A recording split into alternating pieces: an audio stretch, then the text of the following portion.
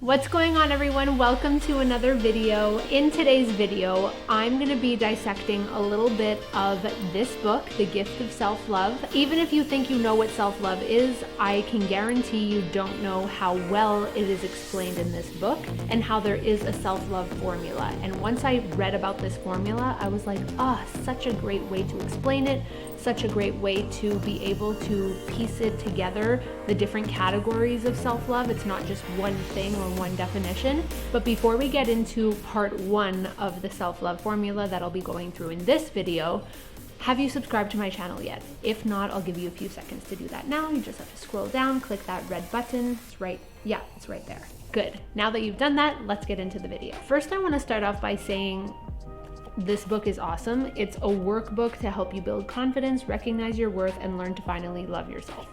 Some people may think that's so spiritual and woo-woo and try to love yourself. And for those people, I hope you still listen to this video because I think you could probably use this book and use some more self-love in your life. I'm not saying that because I know better than you. I'm saying that because I genuinely think more people need to love themselves more.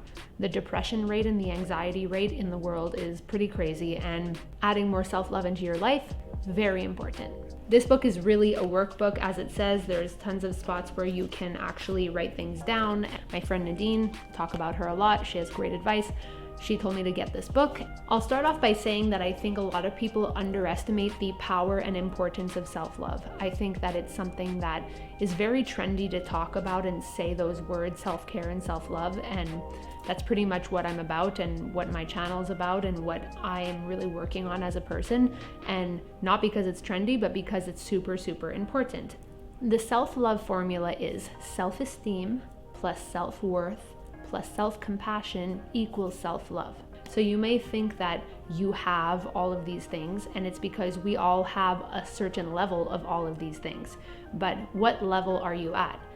Is your self-esteem quite low? Do you feel high self-worth or low self-worth?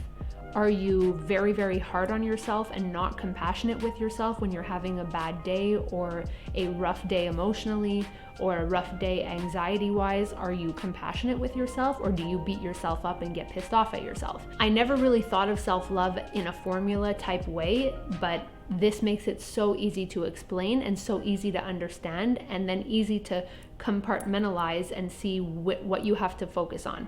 So in this video, it's going to be about self-esteem, the difference between self-esteem, confidence, and how they're kind of interchangeable and coexist together.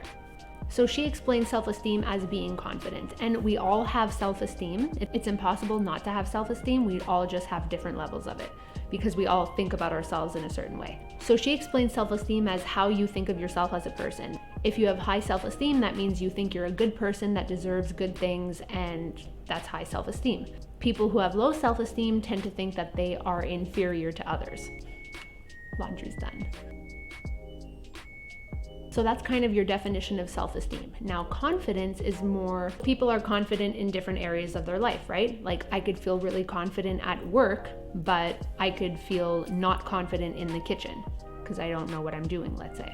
So what I find a lot of people do, actually, just thinking back on it, is I find people describe themselves as either I'm a confident person or I'm not a confident person. Once you realize that it depends on what you're doing, you can't say anymore that you're not a confident person. So just a little distinction there that she made in the book, which I was like, ooh, that's really good, because again, people's self-talk is like, my self-esteem is low and I'm not very confident in anything, but really you're probably confident in the few things that you're very good at, you know what I mean? So there's that distinction. This is how confidence and self-esteem can kind of be interchangeable or really coexist together because, for example, if you feel like you're not confident in a couple areas of your life, that could trickle into other areas of your life and then affect your self-esteem. What she says about this is really being able to be real with yourself and say, okay, I'm not very good in the kitchen, and that's okay. Not everyone's gifted in the kitchen, and I'm not that great at cleaning, but I'm really great at work and I'm really, really creative. I'm good at this, I'm not so good at this, but no one's perfect at everything, right? So allowing yourself that vulnerability and to be real with yourself and accept that you're confident in certain things and not so confident in other things is totally normal, and keeping those separate so that it doesn't affect your overall self-esteem. So basically, the more you build your confidence in different areas of your life, the more that will affect your self-esteem overall. And the more self-esteem you have makes you feel more confident in your life. At first, I didn't understand the difference, and I was like, oh, like it's kind of the same thing.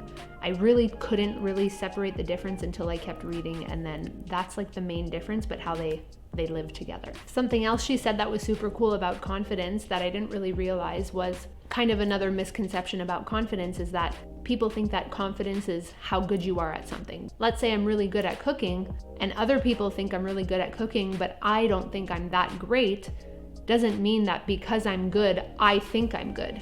So basically, to wrap up confidence and self-esteem, confidence is not about your abilities, but your belief in your abilities. So feeling like you can take on anything, feeling like you can try something and you're like, let's do it, let's try it. Let's take on new challenges, let's try something new. Feeling like you could actually achieve something you set your mind to because you have confidence to try. So that is the little segment on part 1 of the self-love formula, which is self-esteem/confidence. In the workbook, she then had us answer a couple questions about different categories of our life to see how confident we are in ourselves. In romantic relationships, family, friendships and social life, career, business, work, finances, physical health, mental and emotional well-being, and spirituality. That way you can see your confidence in each area and then see what you have to work on. And what's cool is if you add up all of the numbers that you circled and you divide it by 8, that is the percentage of your self-esteem. And obviously, after doing something like this, you really get to know yourself better. And I think that's super key about self-love, is that you're going inward, you're focusing on yourself, you're giving yourself time. It just allows you to know where you stand so that you can know what you have to give your time and attention to about yourself. I'm super pumped to talk about the other 2 parts, self-worth and self-compassion, and really just let you know what she says in this book that was so well explained. So stay tuned for those 2 videos coming up. I would love for you to like this video, to subscribe to the channel if you haven't already, and to hit that bell so that you stay in the loop for when I put out new content. And it really does help put out this content in front of people who may need to see it. Thank you so much for watching, and I will see you in my next video. Bye.